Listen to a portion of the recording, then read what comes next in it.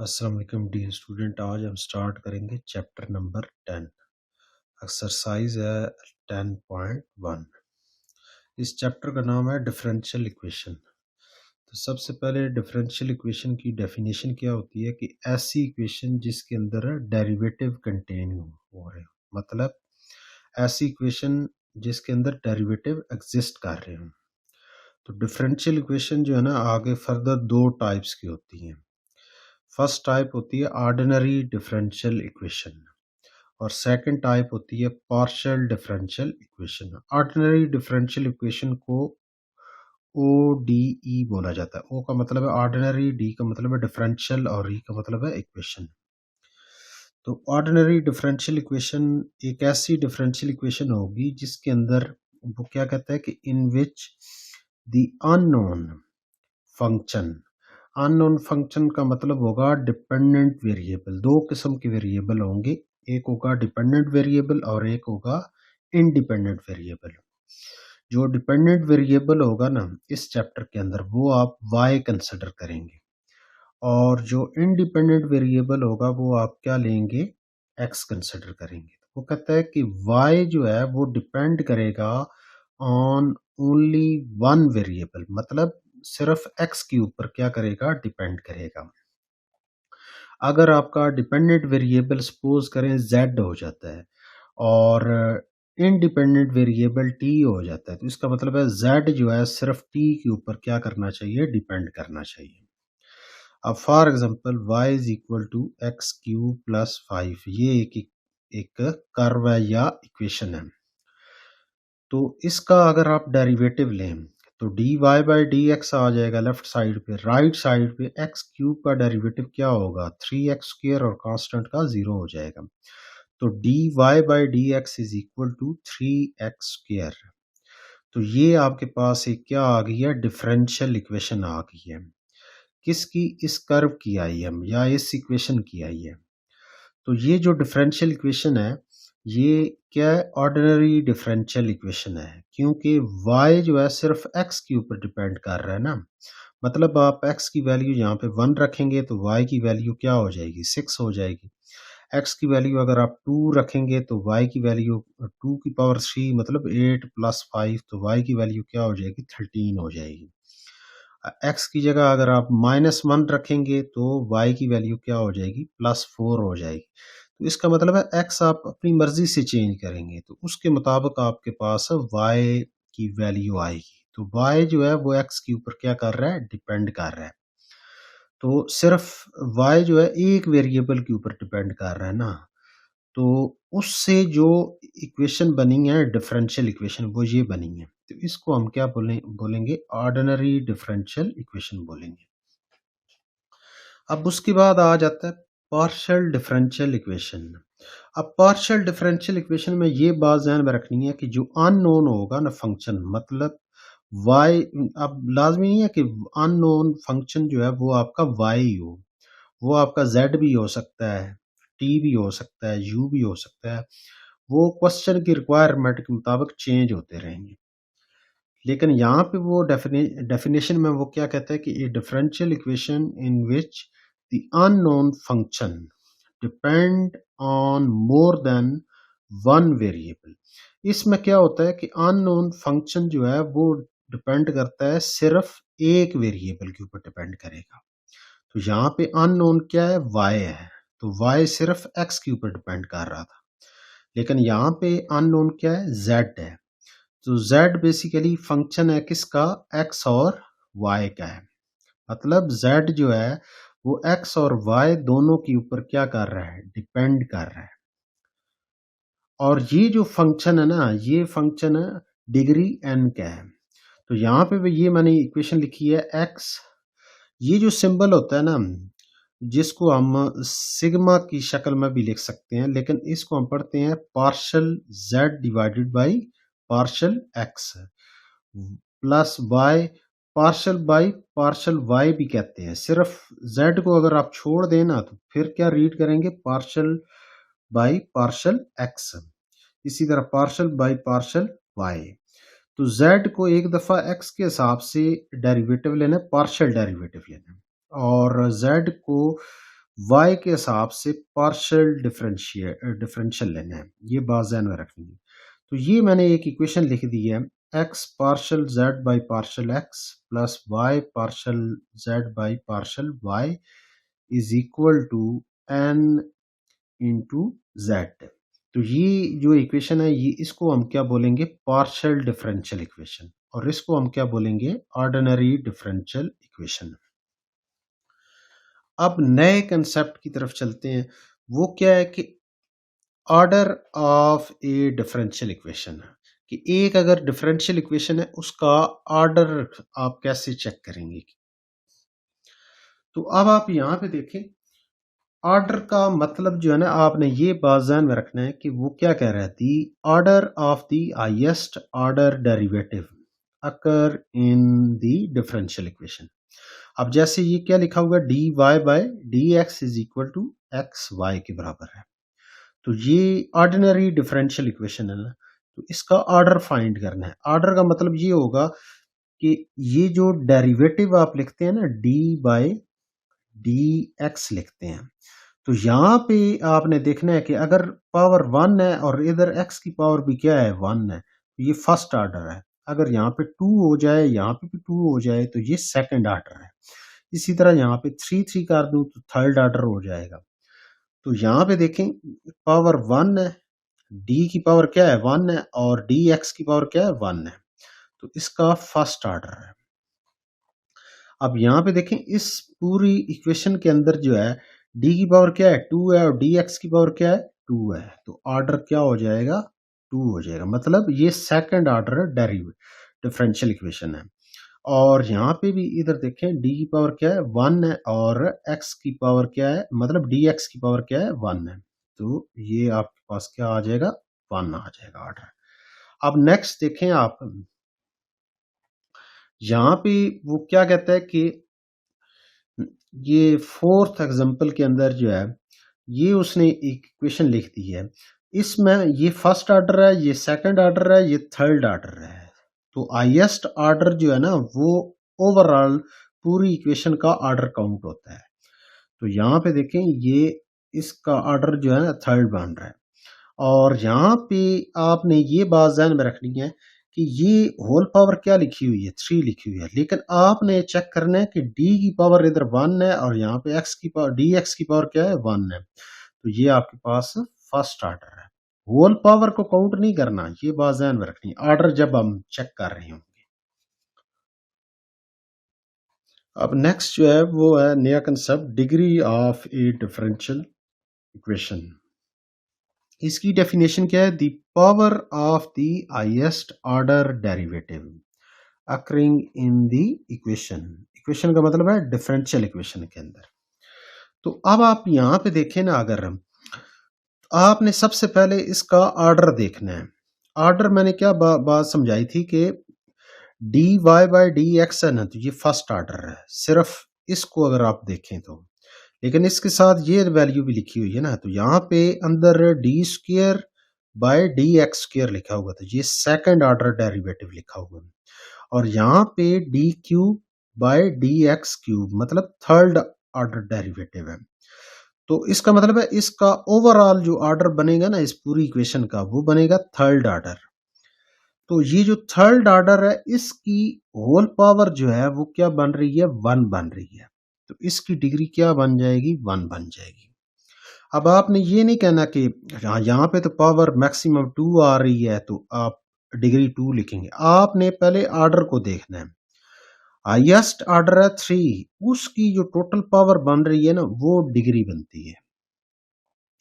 अब यहाँ पे देखें, ऑर्डर जो है ना वो क्या बन रहा है, 2 बन रहा है ना, तो इसकी हाईएस्ट पावर क्या है, मतलब होल पावर जो है वो 1 है, तो 1 डिग्री बन जाएगी। ऑर्डर 2 है लेकिन डिग्री क्या है, 1 है। यहाँ पे देखें, ऑर्डर जो है वो आपका क्या बन रहा है, 1 बन रहा है, मतलब डी की पावर 1 है, और डी एक्स की पावर भी क्या है, 1 है। मतलब ये कंप्लीट जो है ना, ये ऑर्डर को एक्सप्लेन कर रहा होता है। ये बात ध्यान में रखनी है। तो ऑर्डर तो 1 हो गया, तो इसकी होल पावर क्या है, 1 है, तो ये 1 डिग्री आ जाएगी। अब यहाँ पे देखें, इसके अंदर ये आपको ऑर्डर एक्सप्लेन कर रहा है ना, ये वाली वैल्यू। तो पावर इधर क्या आ रही है 3, तो ऑर्डर क्या हो गया 3, लेकिन इसकी होल पावर क्या लिखी हुई है 2, तो डिग्री क्या बन जाएगी 2 बन जाएगी। अब इसके अंदर देखें आप, इधर यहाँ पे अगर dy बाई डी एक्स को देखेंगे तो इसका ऑर्डर सिर्फ इसका जो है ना वो 1 है, यहाँ पे ऑर्डर 2 है, यहाँ पे ऑर्डर क्या है 3 है, तो हाईएस्ट ऑर्डर तो 3 बना ना।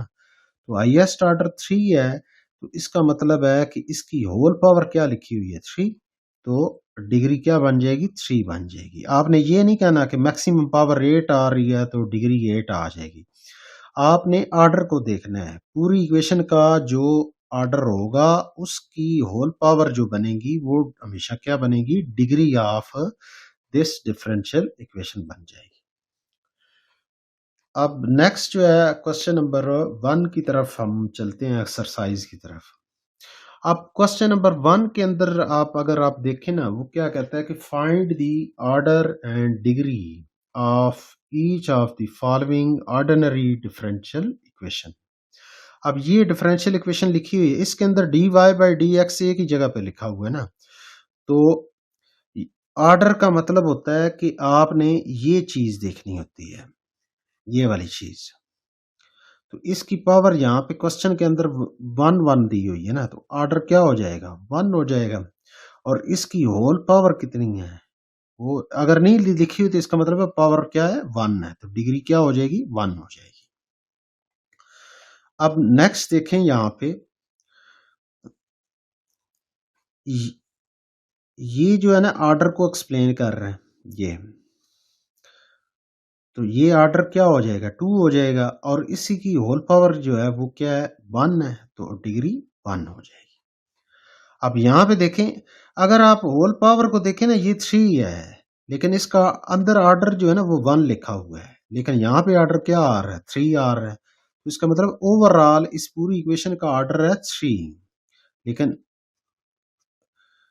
होल पावर इधर क्या आ रही है 1, तो डिग्री 1 काउंट होगी।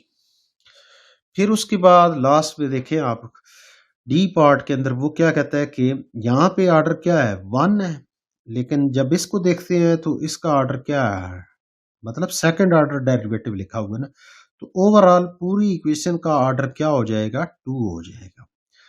और पावर यहाँ पे नहीं लिखी हुई तो इसको 1 कर लेंगे, तो डिग्री क्या हो जाएगी 1 हो जाएगी। तो ये आपका क्वेश्चन नंबर 1 कंप्लीट हो जाता है। अब नेक्स्ट जो कंसेप्ट है वो क्या है, सॉल्यूशन ऑफ एन इक्वेशन।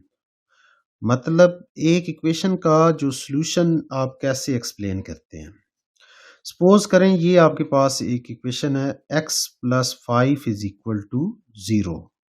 अब इसका सॉल्यूशन क्या होगा, 5 को दूसरी तरफ शिफ्ट करेंगे तो x इज इक्वल टू -5। ये वायद एक इक्वेशन है जिसके अंदर x की जगह सिर्फ एक नंबर ये अगर पुट करें तो लेफ्ट साइड और राइट साइड क्या हो जाती है, इक्वल हो जाती है, मतलब सेम हो जाती है। तो इसका मतलब है ये x की वैल्यू अगर -5 होगी तो वो इस इक्वेशन को क्या कर देगी, सेटिस्फाई कर देगी। तो हम ये बोलेंगे कि x is equal to -5 is root of this equation, या दूसरे सेंस में हम बोलेंगे कि x is equal to -5 is solution of this equation. तो सॉल्यूशन ऑफ एन इक्वेशन की डेफिनेशन क्या होती है कि a solution of an equation in a single variable, क्योंकि ये सिंगल वेरिएबल मैंने लिया है ना, यहाँ पे y का जिक्र नहीं हो रहा ना z का हो रहा है, तो ये सिंगल वेरिएबल इक्वेशन है। Is a number which satisfy the equation, जैसे यहाँ पे -5 पुट करेंगे तो -5 प्लस 5 क्या हो जाएगा 0 हो जाएगा, 0 इज इक्वल टू 0। अब आ जाते हैं solution of A differential equation. यहाँ पे सिंपल इक्वेशन की बात मैंने की है। अब डिफरेंशियल इक्वेशन का सॉल्यूशन कैसे फाइंड करेंगे हम। अब सपोज करें हमारे पास एक डिफरेंशियल इक्वेशन है ये वाली, इसका सॉल्यूशन ये वाला बन रहा है, ठीक होगी बात। तो इसका मतलब है कि अगर मैं इसका डेरिवेटिव लूं तो इधर लेफ्ट साइड पे क्या आ जाएगा, dy बाई dx आ जाएगा। x क्यूब का डेरिवेटिव क्या होगा? पावर को पहले लिखेंगे और एक पावर लेस कर देंगे तो 3x स्क्वायर बन जाएगा और कांस्टेंट का डेरिवेटिव क्या हो जाएगा? 0 हो जाएगा। यही वैल्यू बन जाएगी। तो इसका मतलब है कि ये सॉल्यूशन जो है इसको क्या कर रहा है? सेटिस्फाई कर रहा है। या दूसरे सेंस में आप बोलेंगे कि ये y is equal to x cube plus c जो है, अगर इसके अंदर हम पुट करें तो लेफ्ट और राइट का आंसर क्या आ जाता है? सेम आ जाता है। ए solution of A differential equation is a function. अब जब भी डिफरेंशियल इक्वेशन का सॉल्यूशन फाइंड करेंगे तो वो हमेशा एक फंक्शन आएगा। जैसे ये एक फंक्शन है एक्स क्यूब प्लस 3, ये क्या है? फंक्शन है विच सेटिस्फाई द डिफरेंशियल इक्वेशन। यहाँ पे जब आप सिंगल वेरिएबल इक्वेशन लेते हैं ना, तो उसके अंदर जो सॉल्यूशन आता है वो एक नंबर आता है जो उस इक्वेशन को क्या कर रहा होता है? सेटिस्फाई कर रहा होता है। जब आप डिफरेंशियल इक्वेशन का सॉल्यूशन फाइंड करेंगे तो वो आपके पास एक फंक्शन आएगा। अगर वो फंक्शन दोबारा इधर पुट करें तो उस इक्वेशन को क्या करेगा? सेटिस्फाई कर जाएगा। अब डिफरेंशियल इक्वेशन जो है ना, आगे दो किस्म की होती हैं, दो टाइप्स की होती हैं डिफरेंशियल इक्वेशन। वो भी हम चेक कर लेते हैं यहाँ पे। जो फर्स्ट टाइप होती है ना, उसको बोला जाता है लीनियर डिफरेंशियल इक्वेशन, जिसको एलडीई बोला बोला जाता है, लीनियर डिफरेंशियल इक्वेशन। अब यहाँ पे देखिए, a differential equation is said to be linear differential equation if the dependent variable हम इस चैप्टर के अंदर y कंसिडर करेंगे, ये बात ध्यान में रखनी है, एंड इट्स डेरिवेटिव। अब y की different derivative, first derivative dy by d x लिखेंगे, y का second derivative d square y by d x square लिखेंगे। इसी तरह nth derivative d n y divided by d x की power n लिख देंगे। अब ये है डिपेंडेंट वेरिएबल कौन है? y है। इसके डिफरेंट डेरिवेटिव ये मैंने मेंशन कर दिए हैं। Occurs to the first power only.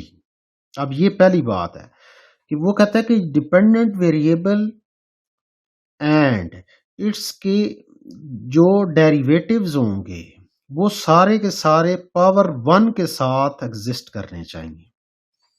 Occurs to the first power only and if there is no product involving the dependent variable and its derivatives. अब यहां तक मैं स्टॉप कर रहा हूं डेफिनेशन को। एग्जाम्पल की तरफ चलते हैं ना। अब सपोज करें यहाँ पे ये एक डिफरेंशियल इक्वेशन मैंने लिखी है 4d² y by d x square plus y is equal to 10। अब इसका ऑर्डर जो मर्जी हो, मतलब जो डेरिवेटिव है ना y का, वो सेकंड ऑर्डर का है ना, लेकिन पावर जो है ना वो क्या आ रही है? 1 आ रही है। तो यहाँ पे उसने यही कहा है कि ये जो फर्स्ट पावर होनी चाहिए, ये जितने भी डेरिवेटिव्स है ना, इनकी ओवरऑल पावर जो है वो क्या होनी चाहिए? 1 होनी चाहिए। ये पहला पॉइंट हो जाएगा। इसका मतलब है कि ये आपके पास लीनियर डिफरेंशियल इक्वेशन है। इसी तरह इधर देखें आप, यहाँ पे भी पावर क्या आ रही है? 1 आ रही है, और यहाँ पे भी पावर क्या आ रही है? 1 आ रही है। इसके साथ x मल्टीप्लाई हो रहा है, लेकिन यहाँ पे उसने कहा है कि दूसरी कंडीशन वो क्या बता रहा है? There is no product, product का मतलब है मल्टीप्लाई, इन्वॉल्विंग डिपेंडेंट वेरिएबल। अब डिपेंडेंट वेरिएबल का मतलब है y, कि y और डेरिवेटिव आपस में मल्टीप्लाई नहीं होनी चाहिए। x मल्टीप्लाई हो जाए कोई मसला नहीं है, लेकिन y अगर मल्टीप्लाई होगा तो वो लीनियर नहीं रहेगी। ये बात ध्यान में रखनी है। तो यहाँ पे देखें ना, जैसे सपोज करें यहाँ पे ये नॉन लीनियर की मैंने एग्जांपल्स लिखी हैं ना, 4 कोट की हैं। अगर आप इनको देखते हैं ना, तो यहाँ पे देखें 5y। अब y इसकी पावर तो 1 है, लेकिन y क्या हो रहा है? मल्टीप्लाई हो रहा है, तो ये नॉन लीनियर में जाएगी। अगर y की जगह x लिख दूं ना, तो फिर ये पूरी इक्वेशन क्या बन जाएगी? लीनियर डिफरेंशियल इक्वेशन बन जाएगी। अब इसमें देखें आप, x तो मल्टीप्लाई हो रहा है, पावर 1 भी है, लेकिन यहाँ पे पावर कितनी आ गई है, 3 आ गई, हमें पावर 1 चाहिए, तो इसका मतलब है ये भी नॉन लीनियर है। तो मेरे ख्याल में ये 4 एग्जांपल तो आई थिंक समझ आ गई होंगी। अब नेक्स्ट चलते हैं आगे, वो क्या कहता है कि also there are no non linear terms of dependent variable. अब डिपेंडेंट वेरिएबल का मतलब ये है कि एक्स की बात कर रहा है। किसकी बात कर रहा है, एक्स की। अब वो कह रहा है कि non linear terms of x, suppose कर लें कि ट्रिग्नोमेट्रिक फंक्शन आ जाते हैं या एक्सपोनेंशियल फंक्शन आ जाते हैं, sine x, cos x, tan x, e की पावर एक्स, 2 की पावर एक्स, 3 की पावर एक्स, या 5 की पावर एक्स, या ई की पावर 5 एक्स, ई की पावर माइनस एक्स। इस तरह के अगर फंक्शन आ जाएं तो उनको बोला जाता है non linear terms of x. ये सारी नॉन लीनियर टर्म्स हैं, एक्स के हिसाब से हैं। तो यहां पे देखें, इधर तो पावर 1 आ रही है, इसके अंदर भी पावर क्या आ रही है, 1 आ रही है। वाई मल्टीप्लाई भी नहीं हो रहा, यहां तक तो ठीक है, लेकिन ई की पावर क्या आ गई, एक्स। तो इसका मतलब इसकी वजह से ये क्या है, नॉन लीनियर है ये पूरी इक्वेशन। इसी तरह इधर देखें, ये कॉस एक्स की वजह से पूरी इक्वेशन क्या हो गई है, नॉन लीनियर डिफरेंशियल इक्वेशन हो गई है। और इस इक्वेशन में इस y की वजह से y मल्टीप्लाई हो रहा है, तो इसका मतलब है ये नॉन लीनियर डिफरेंशियल इक्वेशन है। और इधर पावर 3 की वजह से ये पूरी इक्वेशन आपकी क्या हो गई है, नॉन लीनियर डिफरेंशियल इक्वेशन हो गई। अब यहां तक मेरे ख्याल में आपको कंसेप्ट क्लियर हो गया होगा कि एल डी ई का मतलब क्या होता है और नॉन एल डी ई का मतलब क्या होता है। अब नेक्स्ट जो है क्वेश्चन नंबर 2 है, in each case show that the indicated function is solution of D, मतलब डिफरेंशियल इक्वेशन। कि ये जो है ना एक फंक्शन दे दिया है और ये डिफरेंशियल इक्वेशन दे दी है, कि वो क्वेश्चन में ये कहता है कि आपने शो ये करना है कि ये फंक्शन इस डिफरेंशियल इक्वेशन का सॉल्यूशन है। तो ये मतलब ये जो फंक्शन है इसको मैंने इक्वेशन का नाम दे दिया ना, तो आप फंक्शन भी यहाँ पे लिख सकते हैं, कोई मसला नहीं है। कि ये एक फंक्शन है और ये आपके पास क्या है, डिफरेंशियल इक्वेशन है, ये हमने लिख दी है। तो आपने प्रूव ये करना है कि y जो है ना, y is equal to e raised power x plus e raised power 2x इस इक्वेशन का सॉल्यूशन है। तो आपने सिंपली ये जो इक्वेशन है इसको चेक करें। आप y की जगह तो ये वैल्यू पुट कर सकते हैं, लेकिन सबसे पहले आपने dy by d x calculate करना है, और अगेन उसका जो आंसर आएगा सेकंड ऑर्डर, दूसरी दफा दोबारा से आपने डिफरेंशिएट मतलब सेकंड ऑर्डर डेरिवेटिव भी फाइंड करना है। तो सबसे पहले ये y वाली वैल्यू लेंगे हम, उसके बाद क्या लिखेंगे, differentiate with respect to x, x के हिसाब से डिफरेंशिएट कर रहे हैं। क्यों कर रहे हैं, क्योंकि y जो है वो x का क्या है, y जो है वो x के ऊपर क्या कर रहा है, डिपेंड कर रहा है, कि y x का क्या है, फंक्शन है। ये बात ध्यान में रखनी है। तो दोनों तरफ d बाई डी एक्स जो है ना वो ऑपरेट कर दें, y के साथ भी d by d x e raised power x plus d by d x e raised power 2x। जब आप लिखते हैं ना differentiate with respect to x, तो ये जो d बाई डी एक्स लिखते हैं इसको बोलते हैं ये जो डेरिवेटिव का ऑपरेटर होता है, मतलब डिफरेंशियल ऑपरेटर इसको बोलते हैं, d बाई डी एक्स। अब यहाँ पे देखें लेफ्ट साइड पे तो क्या बन जाएगा, d y by d x बन जाएगा। राइट साइड पे ई रेस्ट पावर एक्स का derivative e raised power x आ जाएगा। और बेसिकली ये फार्मूला होता है ना कि आपने ये चीज माइंड में रखनी है कि d by d x e raised power function, तो e raised power function as it is आ जाता है, डॉट इस फंक्शन का डेरिवेटिव साथ लिखा जाता है। प्राइम का मतलब है डेरिवेटिव। तो ई रेज़्ड पावर एक्स तो एज इट इज आ जाएगा ना, पावर में एक्स है तो उसका एक्स के हिसाब से डेरिवेटिव 1 हो जाता है, वो लिखने की जरूरत ही नहीं है। यहाँ पे ये वैल्यू एज इट इज लिखेंगे और पावर में 2x है ना, 2x का डेरिवेटिव साथ आ जाएगा। अब अगले स्टेप में क्या लिखेंगे, e raise power x as it is आ जाएगा, ये वाली वैल्यू एज इट इज लिखेंगे और एक्स का एक्स के हिसाब से डेरिवेटिव 1 बनेगा और साथ क्या है 2, या 2 को बाहर ले जाएं, एक्स का एक्स के हिसाब से डेरिवेटिव क्या बनेगा 1, तो 2 क्रॉस 1 2 वैल्यू आ जाएगी। तो ये फाइनल आंसर क्या क्या बन जाएगा, e raised power x plus 2 ई रेज़्ड पावर 2x बन जाएगा। अब नेक्स्ट स्टेप में आप क्या करेंगे, अगेन डिफरेंशिएट करेंगे विद रिस्पेक्ट टू एक्स के हिसाब से। तो एक और ऑपरेटर लग जाएगा तीनों वैल्यूज के साथ, डी बाई डी एक्स इधर भी लगा देंगे, डी बाई डी एक्स यहाँ पे भी लगाएंगे और 2 को पहले लिखेंगे डी बाई डी एक्स इसके साथ भी लगा देंगे। अब ये बन जाएगा डी और डी स्क्वायर बन जाएगा, साथ वाई आ जाएगा, डी एक्स और डी एक्स तो डी एक्स स्क्वायर बन जाएगा is equal to e raise power x का derivative e raise power x plus 2 अपनी जगह पे आएगा और इसका डेरिवेटिव जो है ना आपने यहाँ पे कैलकुलेट किया है ना, इसका डेरिवेटिव आपने ये फाइंड किया ना 2 ई रेज़ पावर 2x, तो वो डायरेक्ट लिख देंगे 2 क्रॉस 2 क्या हो जाएगा 4 हो जाएगा, ये वैल्यू आ गई है सेकंड ऑर्डर। अब आप लेफ्ट हैंड साइड ये जो डिफरेंशियल इक्वेशन है इसकी लेफ्ट हैंड साइड लेंगे, जैसे ही आप लेफ्ट हैंड साइड लेंगे इसके अंदर सेकंड ऑर्डर डेरिवेटिव पहले नंबर पे लिखा हुआ है ना, तो इसकी वैल्यू ये वाली आई है, ये दोनों नंबर आप यहाँ पे पुट कर देंगे, -3 एज इट इज आ जाएगा, d y by d x की वैल्यू ये वाली बनेगी, ये यहाँ पे पुट करेंगे आप, +2 एज इट इज आएगा, फिर वाई है, वाई की वैल्यू वो स्टार्टिंग वाली है, मीन ये वाली वैल्यू है, ये पुट कर देंगे आप। अब अगले स्टेप में क्या करेंगे, -3 को अंदर मल्टीप्लाई करेंगे और +2 को अंदर मल्टीप्लाई करेंगे, ये -3 को दोनों वैल्यूज के साथ मल्टीप्लाई करेंगे और +2 को दोनों वैल्यूज के साथ मल्टीप्लाई करेंगे।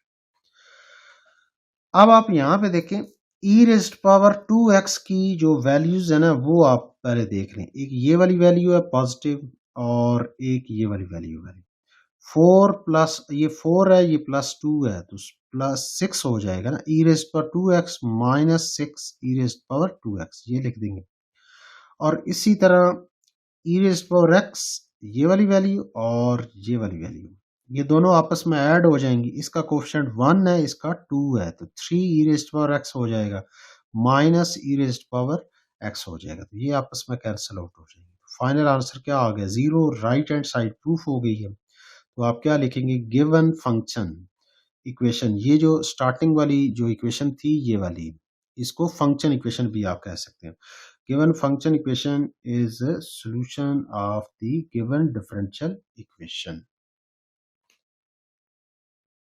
अब नेक्स्ट पार्ट है पी पार्ट, फंक्शन उसने बता दिया y is equal to x minus x natural log x है, ये डिफरेंशियल इक्वेशन बता दी है। तो अब इस डिफरेंशियल इक्वेशन में देखें d y by d x first order लिखा हुआ है, तो आपने y को एक दफ़ा डिफरेंशिएट करना है, simple differentiate with respect to x, दोनों तरफ क्या लगाएंगे d by d x, y के साथ भी लगेगा फिर x के साथ भी लग जाएगा फिर इस वैल्यू के साथ भी लग जाएगा, तो इधर लेफ्ट साइड पे क्या आ जाएगा d y by d x, right side पे x का x के हिसाब से डेरिवेटिव 1 आ जाएगा, माइनस एज इट इज आएगा, यहाँ पे देखें x dot natural log x आ गया, तो यहाँ पे प्रोडक्ट रूल लग जाएगा, u as it is first value as it is आएगी, सेकंड का डेरिवेटिव आएगा प्लस फिर second value as it is फर्स्ट का डेरिवेटिव आ जाएगा, नेचुरल लॉग x का डेरिवेटिव 1 ओवर x आ जाएगा, x और x आपस में क्या हो जाएंगे कैंसिल आउट, तो 1 बन जाएगा, इधर natural log x as it is आ जाएगा, x के हिसाब से डेरिवेटिव 1 बन जाएगा, तो ये वैल्यू क्या बन जाएगी 1 माइनस ब्रैकेट ओपन करेंगे तो -1 हो जाएगा, 1 और 1 आपस में क्या हो जाएंगे कैंसिल आउट हो जाएंगे, तो माइनस नेचुरल लॉग x, तो d y by d x की वैल्यू ये बन गई है। अब डिफरेंशियल इक्वेशन जो दी हुई है ना उसकी लेफ्ट हैंड साइड आपने लिखनी है, left hand side is equal to x d y by d x plus x minus y, अब x एज इट इज आएगा, d y by d x की वैल्यू क्या है minus natural log x plus x minus फिर y की value आपने bracket के अंदर लिखनी है क्योंकि y की दो टर्म्स है ना, तो बाहर माइनस है तो अगले स्टेप में साइन चेंज करने हैं आपने, दोनों टर्म्स के। अब नेक्स्ट स्टेप में आप सिंपल यहाँ पे क्या काम करेंगे, x को मल्टीप्लाई करेंगे इस टर्म के साथ, तो minus x natural log x plus x, फिर माइनस दोनों के साइन चेंज करेगा, minus x minus minus plus x natural log x। तो ये पूरी टर्म इसके साथ खत्म हो जाएगी और ये दोनों आपस में कैंसिल हो जाएंगे, तो जीरो आंसर आ जाएगा, राइट साइड प्रूफ हो जाएगी।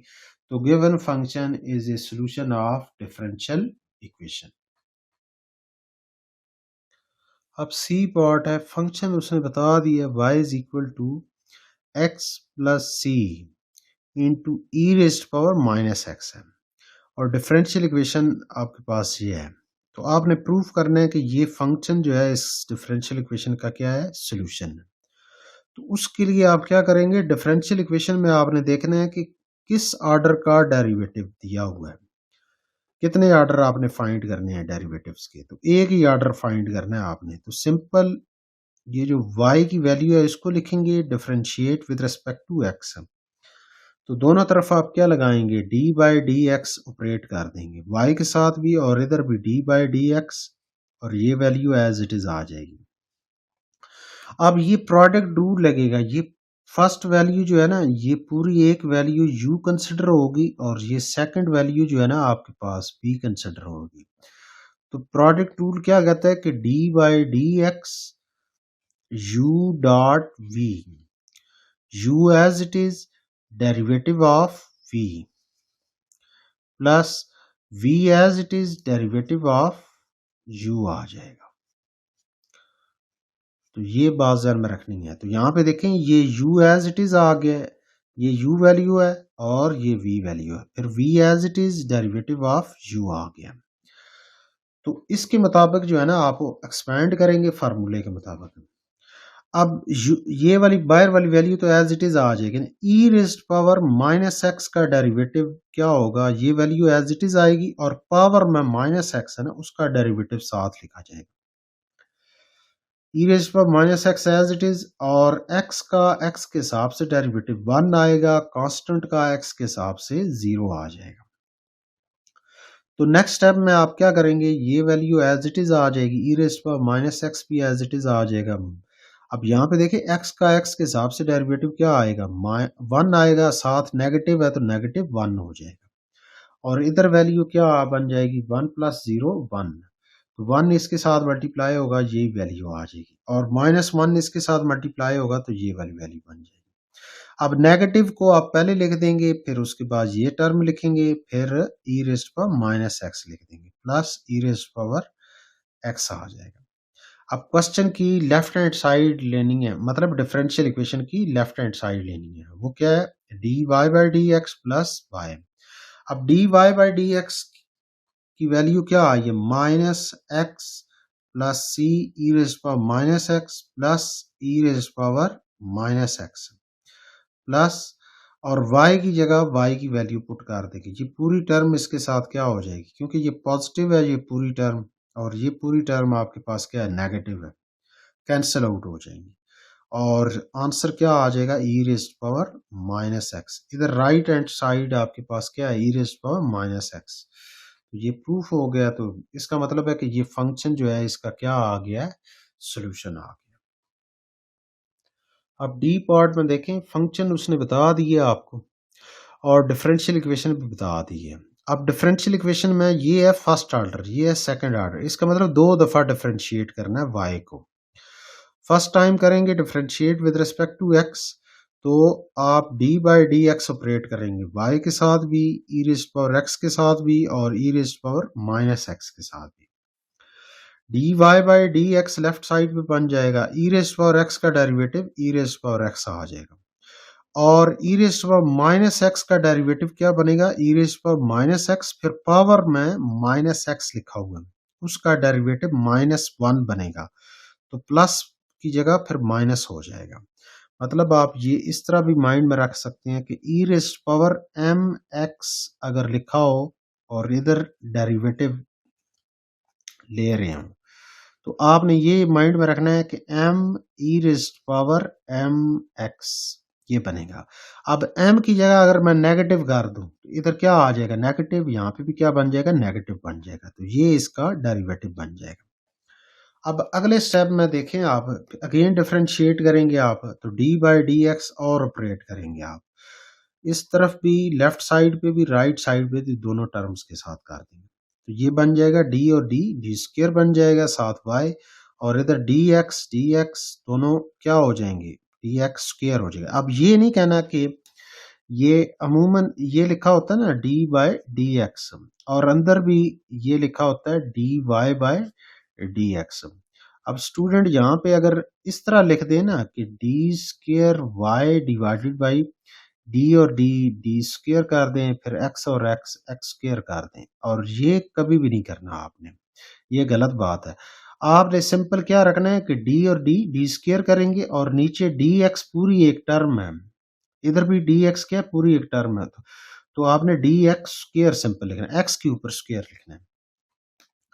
तो ये क्या बन जाएगा, d square y divided by d x square is equal to e raise power x का derivative e raise power x आ जाएगा, माइनस अपनी जगह पे ही है, इसका डेरिवेटिव जो है जैसे मैंने यहाँ पे समझाया है वैसे ही आपने negative E raise power minus x का है, माइनस माइनस क्या हो जाएगा, प्लस हो जाएगा। तो ये आंसर आ जाएगा इसका, सेकंड ऑर्डर डेरिवेटिव बन जाएगा। अब आप लेफ्ट हैंड साइड लिखेंगे डिफरेंशियल इक्वेशन की। अब सेकंड ऑर्डर की वैल्यू क्या बनी है वो आप मेंशन कर देंगे, -3 अपनी जगह पे आ जाएगा। First order d y by d x की वैल्यू ये दोनों बनी है ना, ये पुट कर देंगे, +2 भी अपनी जगह पे आ जाएगा, और y की वैल्यू एक्चुअल में क्या है, ई raise power x plus e raise power minus x, वो पुट कर देंगे।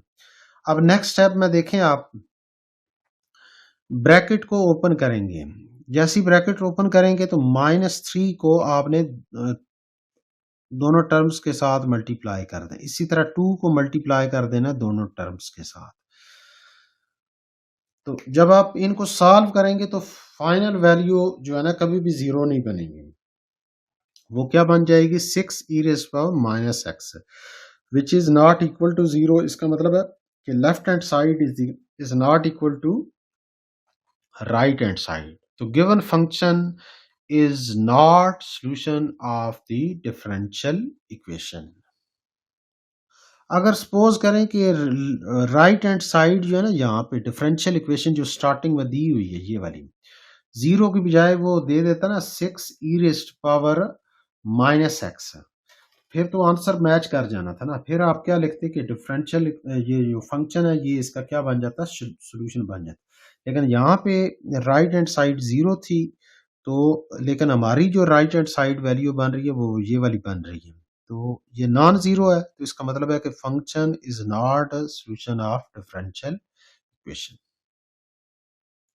अब नेक्स्ट क्वेश्चन है क्वेश्चन नंबर 3 ए पार्ट है, जर्नल सॉल्यूशन उसने बता दिया क्वेश्चन के अंदर है कि x y is equal to c, यानी एक कर्व है या एक डिफरेंशियल इक्वेशन है, उसका जर्नल सॉल्यूशन ये बना है, ठीक होगी बात, और साथ इनिशियल कंडीशन भी बता दी है। तो वो कहते हैं पर्टिकुलर सॉल्यूशन फाइंड करें आप, ये है जनरल सॉल्यूशन, मतलब सी की वैल्यू कुछ भी हो सकता है, 2 3 5 10 कुछ भी नंबर हो सकता है, लेकिन अब आपने सी एग्जैक्ट वैल्यू फाइंड करनी है इनिशियल कंडीशन के मुताबिक। ये लिखा हुआ y ब्रैकेट के अंदर 2 is equal to x, technically ये जो y और ब्रैकेट के अंदर वैल्यू लिखी हुई है ना, यहाँ पे ये होता है कि y जो है वो x का क्या है, फंक्शन है, y जो है वो क्या है, x का फंक्शन है, तो इसका मतलब है ये x की वैल्यू लिखी हुई है 2, और y जब x की वैल्यू 2 होगी तो उस वक्त y जो है वो क्या हो जाएगा, 1 हो जाएगा। तो आपने यहाँ से क्या नोट करना है कि x की वैल्यू जब 2 होगी तो उस वक्त y किसके बराबर होगा, 1 के बराबर होगा, तो y इज इक्वल टू 1 हो जाएगा, x इज इक्वल टू 2 हो जाएगा। तो आपने ये दोनों वैल्यूज इस इक्वेशन के अंदर पुट कर देनी है, वहां से c फाइंड हो जाएगा, वो c अगेन इसी इक्वेशन में पुट करेंगे आप, तो ये जो x y is equal to क्या बन गया है, 2 बन गया है। तो ये आपका पर्टिकुलर सॉल्यूशन बना है इस इनिशियल कंडीशन के मुताबिक। अगर इनिशियल कंडीशन में चेंज कर दूं, यहाँ पे 2 की जगह 3 कर दूं, यहाँ यहाँ पे 5 कर दूं, तो c की वैल्यू चेंज हो जाएगी यहाँ पे। 2 नहीं रहेगी। तो इसका मतलब है इनिशियल कंडीशन चेंज करने से पर्टिकुलर सॉल्यूशन जो है वो क्या हो जाएगा? चेंज हो जाएगा। लेकिन जनरल सॉल्यूशन वही रहेगा। ये बात ध्यान में रखनी है। तो अब नेक्स्ट देखें, जनरल सॉल्यूशन बी पार्ट के अंदर उसने बता दिया है ये वाला है, और इनिशियल कंडीशन ये बता दी है, एक्स की वैल्यू 1 है, वाई की वैल्यू क्या है? 2 है। ये दोनों वैल्यूज इस इक्वेशन के अंदर पुट करेंगे आप। वाई की जगह 2 पुट करेंगे, एक्स की जगह 1, -1 इंटू नेचुरल लॉग 1। अब नेचुरल लॉग 1 जो है वो 0 के बराबर होता है। नेचुरल लॉग 1 जो है वो किसके बराबर होता है? 0 के बराबर। तो 0 1 के साथ मल्टीप्लाई होगा 0, और ये 1 जो है दूसरी तरफ जाके शिफ्ट हो जाएगा, 2 माइनस 1, तो c की वैल्यू क्या आ गई? 1। अब ये c की वैल्यू इक्वेशन नंबर 1 के अंदर पुट करेंगे, तो ये आपके पास पर्टिकुलर सोल्यूशन बन गया। अब अगर मैं अब एक स्टूडेंट सी की जगह यहाँ पे देखें, इसके मुताबिक तो 1 आया ना। अब सपोज करें मैं ये कंडीशन हटा देता हूँ, इनिशियल कंडीशन, मैं कहता हूँ अपनी मर्जी से आप जनरल सोल्यूशन से पर्टिकुलर सोल्यूशन लिखें। तो आप एक स्टूडेंट यहाँ पे 1 लिख दे, यहाँ पे 2 लिख दे, दूसरा 2 लिख दे, तीसरा जो है 10 लिख दे, वो सारे पर्टिकुलर सोल्यूशन बनना शुरू हो जाएंगे, क्योंकि रैंडम मैंने कहा है कि सी कोई भी नंबर आप लेते जाएं, तो वो सारे के सारे क्या बनना शुरू हो जाएंगे? पर्टिकुलर सोल्यूशन बनना शुरू। लेकिन इस इनिशियल कंडीशन के मुताबिक सी क्या बन रहा है? 1 बन रहा है। तो इसका मतलब है यहाँ पे 1 पुट करेंगे तो वो जो आंसर बनेगा ना, वो आपका पर्टिकुलर सोल्यूशन बन जाएगा। अब उसके बाद नेक्स्ट जो है वो सी पार्ट है। जनरल सोल्यूशन उसने बता दिया है कि sine x y plus y is equal to c, और इनिशियल कंडीशन भी बता दी है, y of pi by 4 is equal to 1। इसका मतलब है x किसके बराबर है? पाई बाय 4 के बराबर है, और y की वैल्यू क्या है? 1 के बराबर है। ये पुट कर देंगे इस इक्वेशन के अंदर, तो साइन x की जगह क्या लिखेंगे? पाई बाय 4, y की जगह 1, तो 1 मल्टीप्लाई होगा तो ये वैल्यू क्या आ जाएगी? Sine pi by 4। Pi by 4 का मतलब होगा 45 डिग्री, 45 डिग्री जिसको हम कहते हैं। Pi by 4 is equal to 45 degree. ये बात ध्यान में रखनी है। तो कैलकुलेटर से जैसे ही आप कैलकुलेट करेंगे sine 45 degree, 1 over under root 2 या अंडर रूट 2 ओवर 2, ये दो वैल्यूज आ सकती हैं। यानी साइन 45 डिग्री जब आप कैलकुलेटर से करेंगे वो इसके बराबर देगा, अंडर रूट 2 डिवाइडेड बाई 2। तो अगर आप इसको रैशनलाइज करें तो ये बन जाएगा। ये दोनों वैल्यूज इक्वल हैं, तो मैंने ये वाली वैल्यू काउंट की है। तो उसके बाद क्या कर लेंगे? आप एलसीएम ले लेंगे, और सी की वैल्यू हमें पता चल गई है, ये सी की वैल्यू यहाँ पुट कर देंगे, तो ये आपके पास क्या बन जाएगा? पर्टिकुलर सोल्यूशन बन जाएगा। अब नेक्स्ट जो है वो डी पार्ट है। जनरल सोल्यूशन उसने बता दिया है, इनिशियल कंडीशन भी बता दी है। एक्स की वैल्यू 1 होगी, वाई उस वक्त क्या होगा? 1 होगा। ये दोनों वैल्यूज जो है इक्वेशन नंबर 1 के अंदर पुट करेंगे, तो सी की वैल्यू फाइनल क्या बन जाएगी? 0.5 मतलब 1 ओवर 2। तो सी की जगह आप 1 ओवर 2 पुट करेंगे, तो ये आपके पास क्या बन जाएगा? पर्टिकुलर सोल्यूशन बन जाएगा। अब हम चलते हैं क्वेश्चन नंबर 4 की तरफ। अब क्वेश्चन नंबर 4 जो है ना, थोड़ा सा इंटरेस्टिंग होने लगे हैं। अब क्वेश्चन नंबर 3 के अंदर जनरल सोल्यूशन भी पता था, इनिशियल कंडीशन भी पता थी, और पर्टिकुलर सोल्यूशन सिर्फ फाइंड करते थे हम। अब इसके अंदर जो है ना, डिफरेंशियल इक्वेशन से पहले निकालेंगे जनरल सोल्यूशन, फिर इनिशियल कंडीशन को अप्लाई करेंगे तो पर्टिकुलर सोल्यूशन भी फाइंड करेंगे। तो वो क्या कहता है कि solve the following initial value problem. ये इनिशियल वैल्यू प्रॉब्लम को शॉर्ट फॉर्म में IVP भी लिखते हैं। I stand for initial, V का मतलब है वैल्यू, और P का मतलब क्या होगा? प्रॉब्लम। शॉर्ट फॉर्म क्या बनेगी? IVP, initial value problem. अब ये डिफरेंशियल इक्वेशन बता दिया, dy by d x is equal to cos x. आपने इसकी इक्वेशन फाइंड करनी है, मतलब y इज इक्वल टू समथिंग, जो भी वैल्यू बनेगी। तो अब यहाँ पे देखें, ये साथ उसने इनिशियल कंडीशन बताई है कि y of 0 is equal to 1, मतलब x जब 0 होगा y उस वक्त क्या हो जाएगा? 1 हो जाएगा। अब ये स्टार्टिंग में नहीं पुट कर देनी, ये बात ध्यान में रखें। इनिशियल कंडीशन तब आपने अप्लाई करवानी है जब आपके पास जनरल सॉल्यूशन आएगा। तो पहला स्टेप क्या होगा, ये जो डिफरेंशियल इक्वेशन होती है इसको सॉल्व करने का फर्स्ट स्टेप क्या होगा कि आपने वेरिएबल को, जो भी वेरिएबल दिए हुए हैं, अब यहाँ पे y और x दो वेरिएबल इन्वॉल्व हो रहे हैं ना, तो आपने वेरिएबल को सेपरेट करना है, अलग अलग करना है कि x वाली टर्म सारी एक तरफ और y वाली टर्म्स सारी एक तरफ। तो dy आप लेफ्ट साइड पे रखेंगे, dx इधर क्या हो रहा है, डिवाइड, इधर आके मल्टीप्लाई हो जाएगा। तो सेपरेट कर लिए पहला स्टेप। दूसरा स्टेप क्या होगा, इंटीग्रेट करना है बोथ साइड को, दोनों तरफ इंटीग्रल का साइन लगा देना है। तो यहाँ पे डी और, क्योंकि सेंटर में यहाँ पे वन है, डी और ये दोनों आपस में इफेक्ट खत्म कर देते हैं, तो ये आंसर क्या आ जाएगा, वाई आ जाएगा। यहाँ पे कॉस की इंटीग्रेशन क्या मैंने बताई है, यहाँ पे साइन एक्स बताई है। तो आपने किस तरह याद रखनी है कि अगर मैं आपसे ये पूछूं कि मुझे ये बताएं कि किस फंक्शन का डेरिवेटिव लें, किस फंक्शन का डेरिवेटिव लें, तो आंसर आपके पास क्या बन जाए, cos x बन जाए। तो आप बोलेंगे sin x का डेरिवेटिव लें, तो आंसर क्या बनता है, cos x बनता है। तो इसका मतलब है cos x की इंटीग्रेशन लेने से ये फंक्शन बनेगा वापस। तो आपने रिवर्स ऑर्डर में सोचना है। डेरिवेटिव के अगर फार्मूले अगर आपको आते हैं तो इंटीग्रेशन थोड़ी सी आसान हो जाती है। आप ये सोचें कि ये लिखा हुआ है cos x, किस फंक्शन का डेरिवेटिव लें तो cos बन जाए, वो होता है साइन एक्स। तो यहाँ पे साइन एक्स लिख देना है, प्लस सी। सी जो है वो क्या है, कांस्टेंट ऑफ इंटीग्रेशन ऐड करते हैं हम। तो ये आपके पास क्या आ गया, जर्नल सॉल्यूशन आ गया। इसको इक्वेशन नंबर 1 का नाम दे देंगे। अब इनिशियल कंडीशन अप्लाई करवाएंगे। अब इनिशियल कंडीशन के मुताबिक एक्स क्या है 0, वाई क्या है 1, इन दोनों को यहाँ पे पुट कर देंगे। y की जगह 1 पुट करेंगे और x की जगह 0। साइन 0 कैलकुलेटर से चेक करेंगे, 0 आंसर आ जाएगा। 0 प्लस सी, तो सी की वैल्यू क्या आ गई है 1।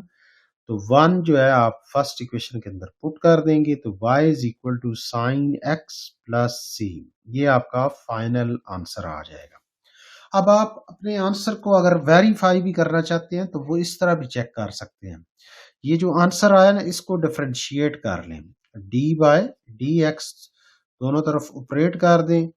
इसी तरह इधर भी d by d x sine x plus d by d x into 1। तो ये बन जाएगा d y by d x is equal to, sine का डेरिवेटिव क्या बनेगा कॉस एक्स, और कांस्टेंट का 1 का 0 हो जाएगा। तो ये d y by d x is equal to cos x. ये वापस से आपके पास दोबारा से डिफरेंशियल इक्वेशन जो स्टार्टिंग में उसने बताई है ना, ये वाली, ये वापस आपको दोबारा मिल जाएगी। अगर वापस दोबारा वही डिफरेंशियल इक्वेशन बनती है तो इसका मतलब है कि आपके पास ये जो पर्टिकुलर सोल्यूशन या जनरल सोल्यूशन जो बना है वो एग्जैक्ट आपका मैच हो रहा है। अब question number 4 B part, differential equation उसने बता दी है आपको, d y by d x is equal to x square, और इनिशियल कंडीशन क्या है, y of 0 is equal to 1। मतलब x जब 0 होगा y उस वक्त क्या हो जाएगा 1 हो जाएगा। तो सबसे पहले ये जो डिफरेंशियल इक्वेशन दी हुई है इसमें से वेरिएबल को अलग अलग करना है, x एक तरफ y वाली वैल्यू एक तरफ, तो डी वाई इधर ही रहेगा, डी एक्स उधर जाके मल्टीप्लाई हो जाएगा। सेकंड स्टेप क्या होता है, इंटीग्रेट करेंगे दोनों तरफ, इंटीग्रल का साइन लगा देंगे।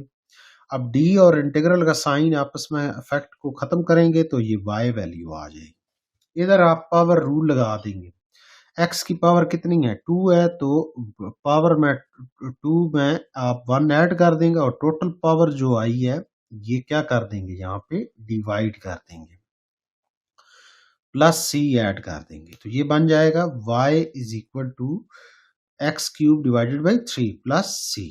ये जो है ना आपके पास जो आंसर आया ये जनरल सोल्यूशन का है। अब आप अप्लाई करवाएंगे इनिशियल कंडीशन में, तो x की वैल्यू इनिशियल कंडीशन के मुताबिक क्या है 0, y की वैल्यू क्या है 1। ये दोनों वैल्यूज आप इक्वेशन नंबर 1 के अंदर पुट करेंगे। y की जगह 1 पुट करेंगे, x की जगह 0, 0 का क्यूब क्या बन जाएगा 0, 0 डिवाइडेड बाई 3, तो 0 आंसर आ जाएगा। c ऐड करेंगे 0 में तो c वैल्यू आ जाए, c इज इक्वल टू 1। तो 1 जो है आप इक्वेशन नंबर 1 के अंदर पुट कर देंगे तो ये आपके पास फाइनल आंसर बनेगा पर्टिकुलर सॉल्यूशन की शक्ल में। अगर आप दोबारा वेरीफाई भी करना चाहते हैं, चेक कर भी सकते हैं। आप डेरिवेटिव लें तो इधर लेफ्ट साइड पे dy बाय dx बन जाएगा। राइट साइड पे x क्यूब का डेरिवेटिव क्या बनेगा 3x स्क्वायर बन जाएगा। नीचे क्या है 3 है, 3 और c खत्म हो जाएंगे, कांस्टेंट का 0 हो जाएगा, मतलब 1 का डेरिवेटिव 0 हो जाएगा। तो dy/dx is equal to x cube. ये वापस जो स्टार्टिंग में उसने डिफरेंशियल इक्वेशन बताई है वही बन गई है आपके पास। तो इसका मतलब है ये आपके पास पर्टिकुलर सोल्यूशन या जनरल सोल्यूशन आपका क्या आ रहा है, एग्जैक्ट सेटिस्फाई कर रहा है। अब क्वेश्चन नंबर 4C पार्ट है, डिफरेंशियल इक्वेशन है dy/dx is equal to 1/x²। Initial condition क्या बता दी है, y(2) is equal to 0। x की वैल्यू जब 2 होगी y उस वक्त क्या हो जाएगा 0 हो जाएगा। तो सबसे पहले ये जो डिफरेंशियल इक्वेशन है इसको आपने किस तरह सॉल्व करना है कि स्टेप 1 क्या होता है, सेपरेट करना है वेरिएबल, x एक तरफ y एक तरफ। तो dx इधर क्या हो रहा है डिवाइड, उधर जाके मल्टीप्लाई हो जाएगा। और x के डिवीजन में ना, तो इसको आप न्यूमिनेटर में शिफ्ट करेंगे तो पावर का साइन क्या हो जाएगा चेंज हो जाएगा। मतलब नीचे एक्स स्क्वायर लिखा हुआ है, जब आप एक्स स्क्वायर को ऊपर शिफ्ट करेंगे तो x की पावर -2 हो जाएगी। स्टेप 2 क्या होता है, इंटीग्रेट करना है बोथ साइड को। तो दोनों तरफ आप इंटीग्रल का साइन ऑपरेट कर देंगे तो d और इंटीग्रल आपस में क्या हो जाएंगे, खत्म हो जाएंगे। तो y is equal to power rule लग जाएगा यहाँ पे। सिर्फ पावर लॉ जो है ना इंटीग्रेशन के अंदर, जब -1 आ जाए तो फिर अप्लाई नहीं करना, ये बात ध्यान में रखनी है। पावर लॉ जो है -1 अगर पावर आ रही हो यहाँ पे, फिर पावर लॉ कभी भी अप्लाई नहीं होगा। लेकिन अगर -1 के अलावा जो मर्जी पावर इधर आ जाए तो आपने पावर 1 ऐड कर देनी, मतलब पावर 1 ऐड कर देना है और टोटल पावर क्या कर देनी है डिवाइड कर देनी है। और c जो है वो ऐड करेंगे कांस्टेंट ऑफ इंटीग्रेशन को। तो y इज इक्वल टू क्या बन जाएगा -1/x प्लस c बन जाएगा। ये आपके पास क्या है जनरल सोल्यूशन, इक्वेशन नंबर 1। अब स्टेप 3 क्या हो गया, इनिशियल कंडीशन अप्लाई करेंगे, x की जगह 2, y की जगह 0 इन इक्वेशन नंबर 1। तो x की जगह 2 पुट करेंगे, y की जगह 0, तो c की वैल्यू 1/2 आ जाएगी। वो वैल्यू यहाँ पे पुट करेंगे तो ये आपके पास पर्टिकुलर सॉल्यूशन फाइनल आंसर आ जाएगा।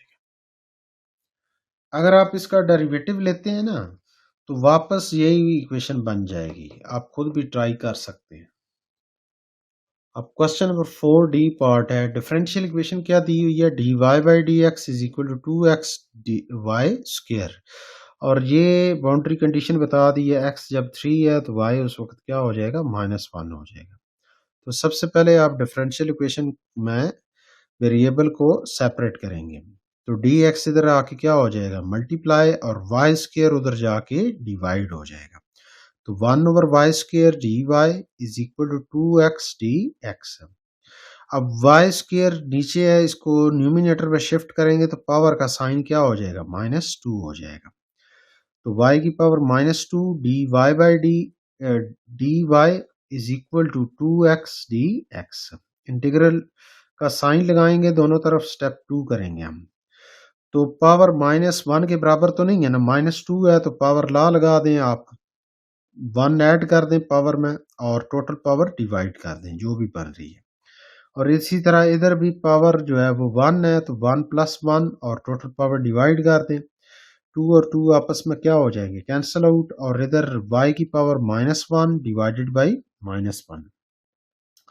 नेक्स्ट स्टेप में देख क्या करेंगे, y की पावर क्या है -1, इसको जब पावर +1 करनी है तो y को डिवीजन में शिफ्ट कर लेंगे। तो -1/y इज इक्वल टू 2 और 2 कैंसिल आउट हो जाएंगे, x² आ जाएगा, c जो है वो क्या है कांस्टेंट ऑफ इंटीग्रेशन है। इक्वेशन नंबर 1 मतलब ये आपके पास जनरल सॉल्यूशन है।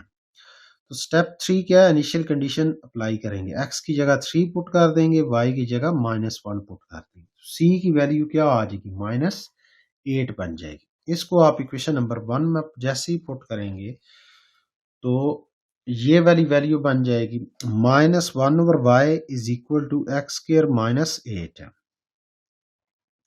अब इधर नेगेटिव है ना, तो आप पूरी इक्वेशन को नेगेटिव से मल्टीप्लाई करें, तो ये पॉजिटिव हो जाएगा, एक्स स्क्वायर पॉजिटिव है तो ये नेगेटिव, -8 है तो +8 हो जाएगा। 8 को पहले लिखें, एक्स -x स्क्वायर को बाद में लिखें। अब 1/y is equal to 8 -x square है, तो आप दोनों तरफ रेसिप्रोकल ले लें, तो 1 और y का रेसिप्रोकल क्या बन जाएगा, y, और इसका रेसिप्रोकल 1/8 -x स्क्वायर। तो ये आपके पास फाइनल पर्टिकुलर सॉल्यूशन बन जाएगा। अब नेक्स्ट क्वेश्चन, क्वेश्चन नंबर 5 है, इस एक्सरसाइज का लास्ट क्वेश्चन है, सबसे मुश्किल क्वेश्चन, थोड़ा लेंथी क्वेश्चन भी है ये। यहाँ पे देखें स्टेटमेंट में वो क्या कहता है कि suppose a student carrying corona virus return to an isolated college campus of 1000 students। अब यहाँ पे देखें वो कहता है कि एक कॉलेज है, उसके अंदर जो है ना टोटल स्टूडेंट कितने हैं आपके पास, 1000 है। अब जब इनिशियल होगा ना, वो कहता है कि एक स्टूडेंट जो है ना वो कॉलेज के अंदर कोरोना वायरस को वापस लेके आता है, मतलब आइसोलेटेड कॉलेज कैंपस है ना, जिसके अंदर अभी तक कोरोना वायरस मौजूद नहीं है, लेकिन बाहर से एक स्टूडेंट जो है ना वो एक कोरोना वायरस को कॉलेज के अंदर इन्फेक्ट करवा देता है। तो इसका मतलब ये क्या होगा कि हम क्या लिखेंगे कि नंबर ऑफ इन्फेक्टेड स्टूडेंट जो है ना वो अज्यूम कर लेते हैं x के बराबर है, किसके बराबर है, x के बराबर है।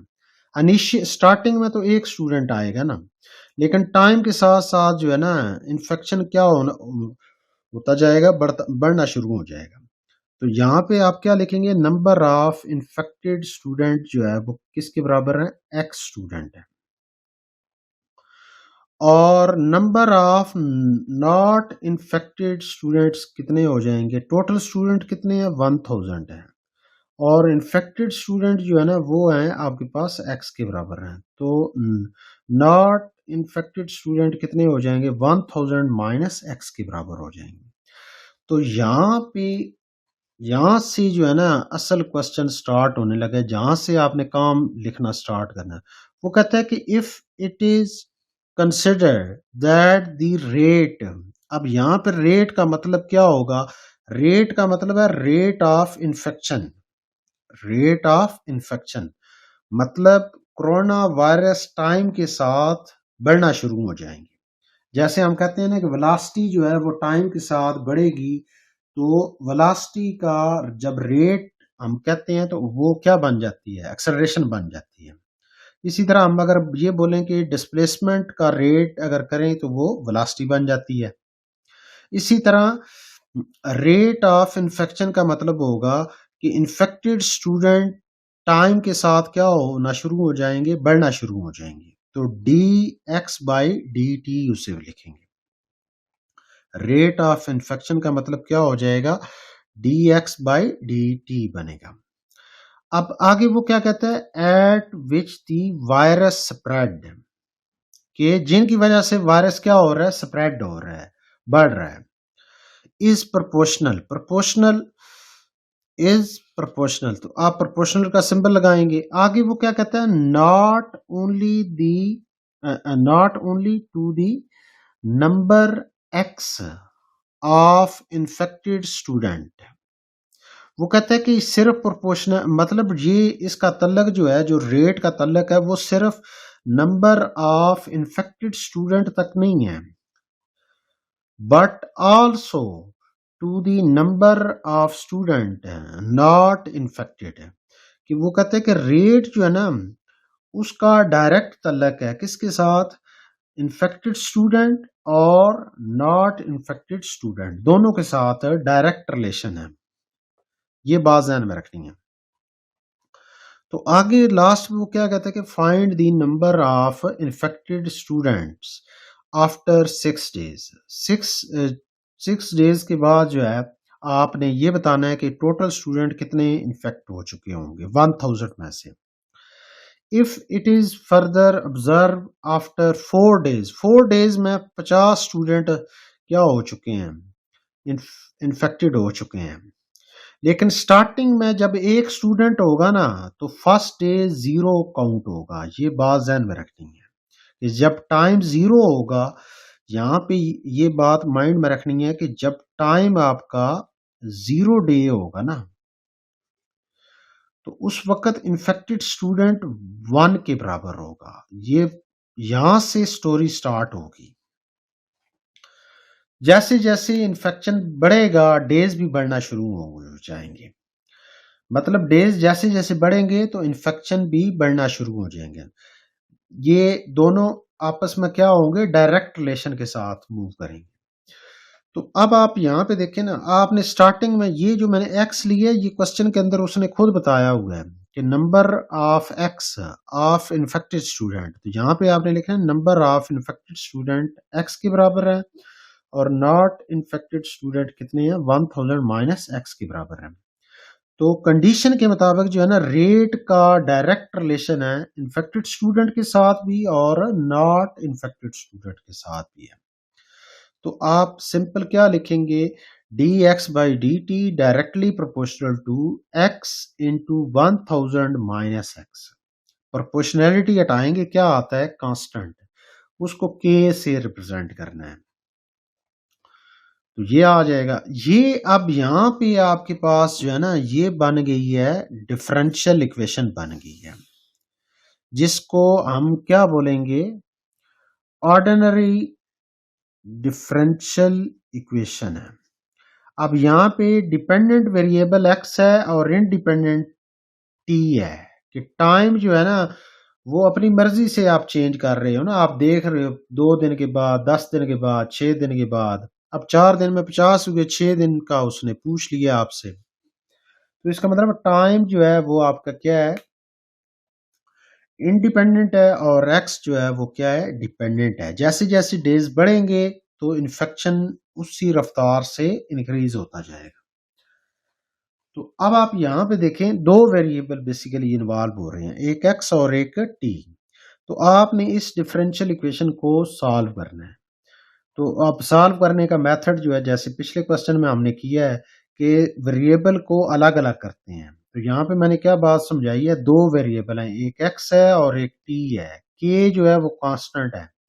तो आप एक्स वाली टर्म जो है, ये एक्स वाली टर्म्स है ना पूरी, ये एक्स वाली टर्म जो है इधर आके क्या हो जाएंगी, डिवाइड, और डी टी उधर जाके क्या हो जाएगा, मल्टीप्लाई हो जाएगा। अगले स्टेप में क्या करेंगे, इंटीग्रेट बोथ साइड, दोनों तरफ इंटीग्रल का साइन लगा देंगे। तो ये आपके पास इक्वेशन नंबर 1 बन जाएगी। अब ये जो इक्वेशन नंबर 1 बनी है इसमें जो लेफ्ट साइड है इसके अंदर 1 divided by x into 1000 minus x, इसको आप पार्शियल फ्रैक्शन से सॉल्व करेंगे। तो 1 divided by x into 1000 minus x, तो इसकी पार्शियल फ्रैक्शन फिर क्या बनेगी, एक्स जो है वो लीनियर फैक्टर है और 1000 माइनस एक्स दूसरा फैक्टर, दो फैक्टर है, एक एक्स है और एक 1000 माइनस एक्स ये दूसरा फैक्टर है। तो एक्स लिखेंगे, उसके ऊपर आप कांस्टेंट लिखेंगे। अगर नीचे लीनियर हो तो ऊपर कांस्टेंट लिखना होता है। अब इसी तरह 1000 माइनस एक्स ये दूसरा फैक्टर है, इसके ऊपर अनदर कांस्टेंट बी लिख देंगे, ए बी लिख देंगे। ये आपके पास क्या बन गई है, पार्शियल फ्रैक्शन। दो पार्ट्स में आपने इस फ्रैक्शन को क्या कर दिया है, डिवाइड कर दिया है। तो ये आपके पास इक्वेशन नंबर 2 आ जाएगी। जैसे आप मैट्रिक में सॉल्व करते हैं इसको उसी तरह सॉल्व करेंगे, मल्टीप्लाई करेंगे x इंटू 1000 माइनस एक्स के साथ दोनों तरफ। तो 1 is equal to a into 1000 minus x plus b x बन जाएगा इक्वेशन नंबर 3। अब यहाँ पे देखें पहला जो फैक्टर है वो x है ना, तो x को 0 के बराबर पुट करेंगे तो ये वाली वैल्यू आप इक्वेशन नंबर 3 के अंदर यूज करेंगे। तो जिधर आपको x नज़र आ रहा है उधर आप 0 पुट कर देंगे, तो b की वैल्यू ये खत्म हो जाएगा, 0 हो जाएगा, तो a के साथ क्या आ जाएगा, 1000 आ जाएगा। 1000 दूसरी तरफ जाके क्या हो जाएगा, डिवाइड हो जाएगा, तो a की वैल्यू 1/1000 बन जाएगी। अब दूसरा फैक्टर क्या है कि 1000 माइनस एक्स है ना, लीनियर फैक्टर है, इसको 0 के बराबर पुट करेंगे और यहाँ से x की वैल्यू फाइंड कर लेंगे। ये x की वैल्यू इक्वेशन नंबर 3 के अंदर यूज करनी है। अब इधर है 1000 पुट करेंगे तो a इंटू 1000 माइनस 1000, तो ये 0 हो जाएगा, ये पूरी वैल्यू 0 हो जाएगी। और b के साथ क्या आ जाएगा, 1000 आ जाएगा। अब 1000 b इज इक्वल टू 1, तो 1000 दूसरी तरफ जाके क्या हो जाएगा, डिवाइड हो जाएगा, तो ये आपके पास b की वैल्यू आ जाएगी। a और b की वैल्यू आपने इक्वेशन नंबर 2 के अंदर क्या करनी है, पुट करनी है। अब जैसे ही इक्वेशन नंबर 2 के अंदर पुट करेंगे तो ये आपके पास रिलेशन बन जाएगा। अब यहाँ पे देखें 1 divided by 1000 x plus 1 divided by 1000 into 1000 minus x. अब राइट साइड से कॉमन क्या आ रहा है, 1 डिवाइडेड बाई 1000, ये कॉमन आ जाएगा 1 over x plus 1 over 1000 minus x रह जाएगा।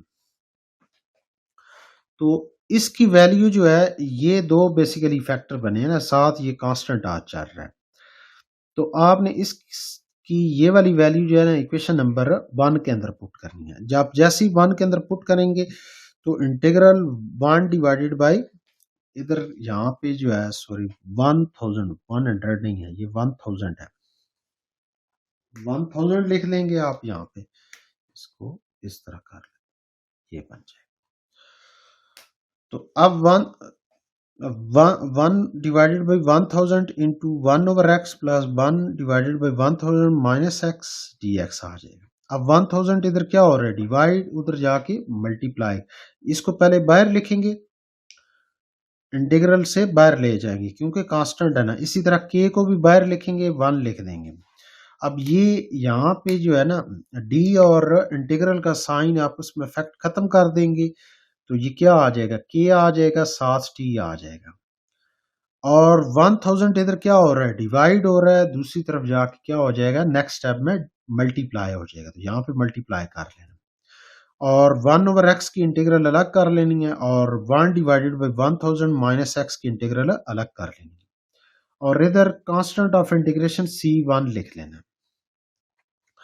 अब नेक्स्ट स्टेप में आप क्या करेंगे कि 1 over integral 1 over x d x. अब यहाँ पे मैंने एक काम किया, इधर क्या लिखा हुआ है, प्लस, यहाँ पे अंदर भी +1 लिखा हुआ है, लेकिन मैंने माइनस, बाहर भी माइनस कर दिया, अंदर भी माइनस कर दिया ऊपर, क्योंकि मुझे चाहिए नीचे जो वैल्यू लिखी हुई है ना उसका डेरिवेटिव मुझे ऊपर चाहिए। 1000 का डेरिवेटिव क्या हो जाएगा, 0, माइनस एक्स का डेरिवेटिव -1, वो मुझे ऊपर -1 चाहिए, तो मैंने माइनस ऊपर लगा दिया और एक माइनस बाहर लगा दिया। तो अगर आप माइनस को वापस मल्टीप्लाई करें, माइनस माइनस क्या हो जाएगा, प्लस हो जाएगा, वापस अपनी जगह पे चला जाएगा। लेकिन हमें -1 ऊपर चाहिए ना, क्योंकि नीचे फंक्शन बन रहा है और ऊपर उसका डेरिवेटिव बन रहा है, तो ये डायरेक्ट फार्मूला बन जाएगा, लॉग फंक्शन के बराबर बन जाएगा।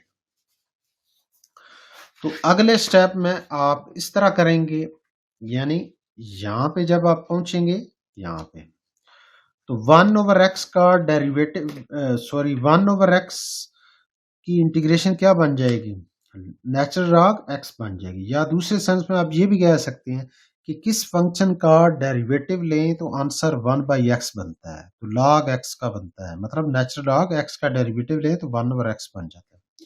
माइनस, इसी तरह ये नीचे फंक्शन है, ऊपर उसका डेरिवेटिव है, तो नेचुरल लॉग फंक्शन वैल्यू लिख दी है, इज इक्वल टू 1000 के टी प्लस C1।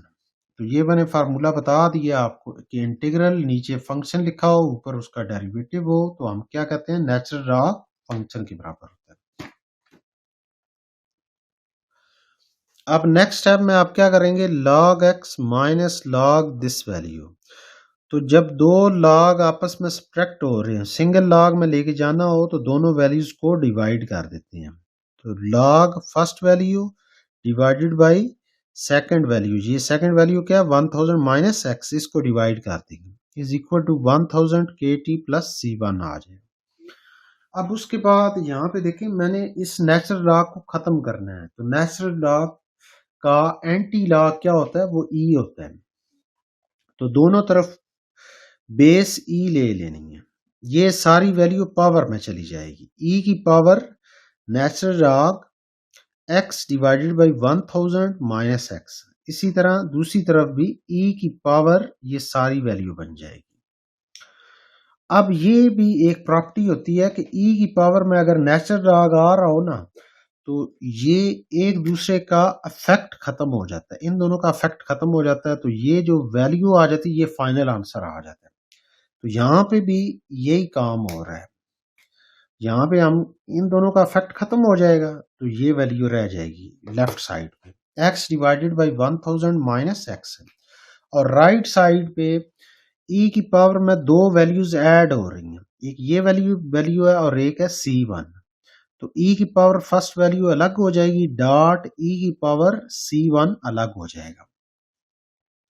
अब नेक्स्ट स्टेप में ये जो e की पावर c1 है ना, e भी कांस्टेंट वैल्यू है ना, कांस्टेंट नंबर है, 2.718 होती है, इररेशनल नंबर जिसको हम कहते हैं।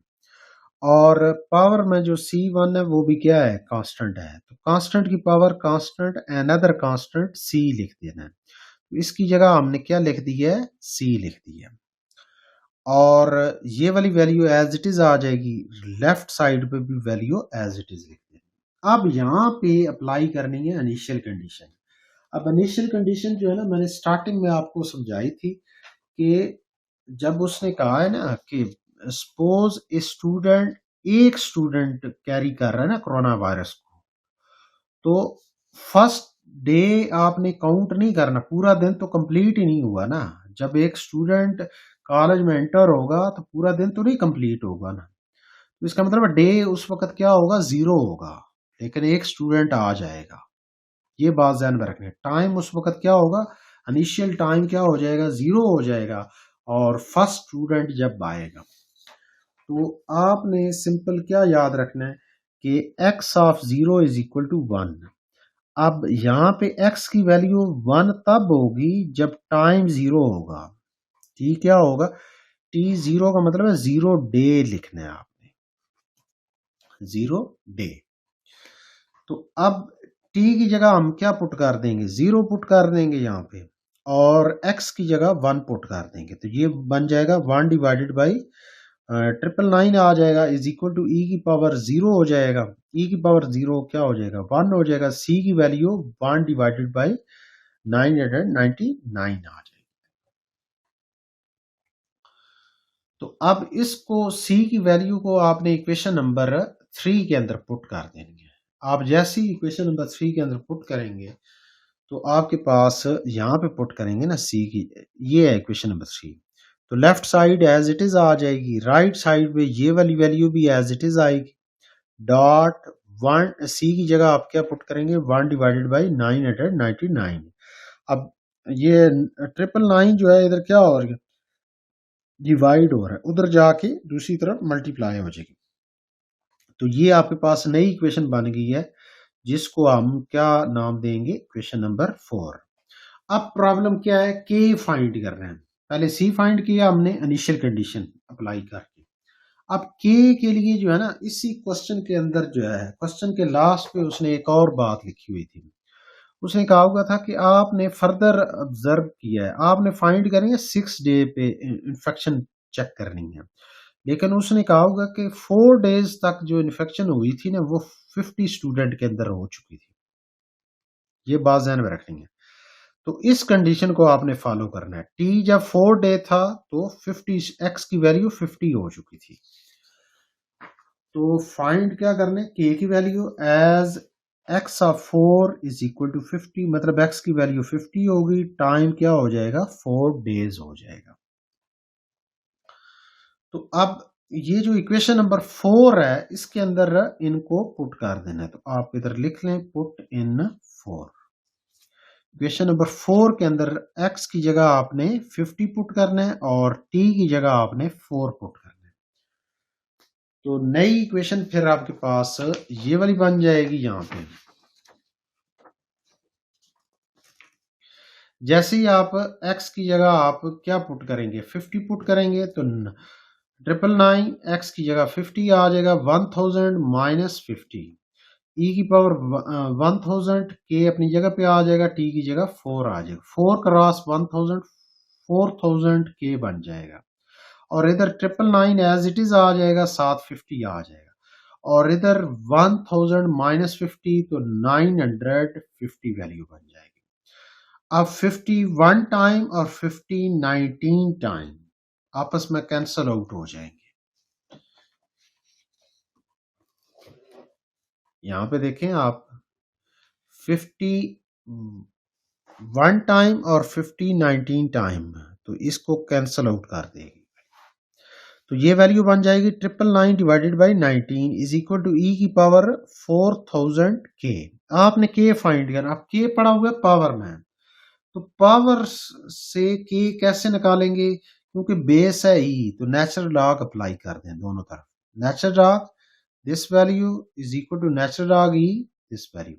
अब यहाँ पे आपने डायरेक्ट कैलकुलेटर से ये सारी वैल्यू एक ही दफा कैलकुलेट कर लेनी है, ये वैल्यू आ जाएगी, और इधर लॉग की प्रॉपर्टी लगा देनी है, ये सारी वैल्यू जो है ना लॉग से पहले चली जाएगी, तो नेचुरल लॉग ई आ जाएगा। नेचुरल लॉग ई जो है 1 के बराबर होता है, तो ये क्या हो जाएगा 1, और 4000 जो है ना वो इधर आके क्या हो जाएगा, डिवाइड हो जाएगा। के की वैल्यू जो है ना वो फाइनल ये वाली बन जाएगी, 0.0009900575।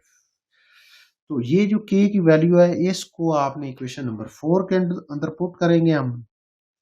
तो इक्वेशन नंबर 4 में जैसे ही पुट करेंगे तो ये इक्वेशन बन जाएगी, 999x divided by 1000 minus x is equal to e की पावर, सॉरी यहाँ पे जब आप पुट करेंगे तो ये 1000 इसके साथ मल्टीप्लाई होगा, तो ये बन जाएगा 0.990575 टी। ये इक्वेशन नंबर क्या बन जाएगी, 5 बन जाएगी। अब लास्ट पे आपने क्या फाइंड करना है, एक्स की वैल्यू तब फाइंड करनी है जब टी की वैल्यू जो है 6 डेज हो, मतलब 6 डेज तक जो है एक्स की वैल्यू आपने कैलकुलेट करनी है। तो अब आप टी की जगह क्या पुट करेंगे, 6 पुट करेंगे। यहाँ पे टी की जगह इक्वेशन नंबर 5 के अंदर टी जो नजर आ रहा है उधर 6 पुट कर दें, 6। तो अब आपने कैलकुलेटर के अंदर जो है ना ये एक ही दफा वैल्यू कैलकुलेट करनी है। आपने शिफ्ट नेचुरल लॉ का बटन दबाना है तो वो ई आ जाएगा, ई की पावर में ये सारी वैल्यू लिखनी है और क्रॉस 6 कर लेना है, तो ये फाइनल आंसर आ जाएगा 381.25। अब ये वैल्यू और ये वैल्यू दोनों क्या हो रही हैं, इक्वल हैं, तो ये वैल्यू इधर क्या हो रही है, डिवाइड हो रही है, उधर जा क्या हो जाएगी, मल्टीप्लाई हो जाएगी। अब नेक्स्ट स्टेप में बाहर वाला ये जितना भी पूरी ये वाली वैल्यू जो है ये 1000 के साथ भी मल्टीप्लाई हो जाएगी और x के साथ भी मल्टीप्लाई हो जाएगी, तो ये वाली वैल्यू बन जाएगी। अब आपने x फाइंड करना है ना, तो ये वाली टर्म जो है नेगेटिव टर्म x वाली जो है दूसरी तरफ शिफ्ट करेंगे तो क्या हो जाएगी, पॉजिटिव हो जाएगी। यहाँ पे शिफ्ट करेंगे तो पॉजिटिव हो जाएगी। अब इन दोनों को कोफिशिएंट को ऐड करेंगे तो x के साथ ये एक पूरा कोफिशिएंट आ जाएगा। अब नेक्स्ट स्टेप में इसको इधर डिवाइड कर देंगे, तो जैसे ही आप डिवाइड करेंगे तो ये x की वैल्यू बनेगी 276.22। तो अप्रॉक्सीमेट, क्योंकि ये x जो है वो क्या है, नंबर ऑफ इन्फेक्टेड स्टूडेंट्स हैं।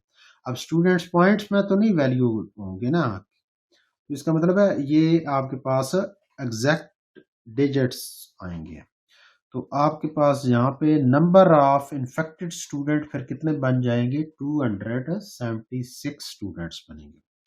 ये तब बनेंगे आफ्टर 6 डेज।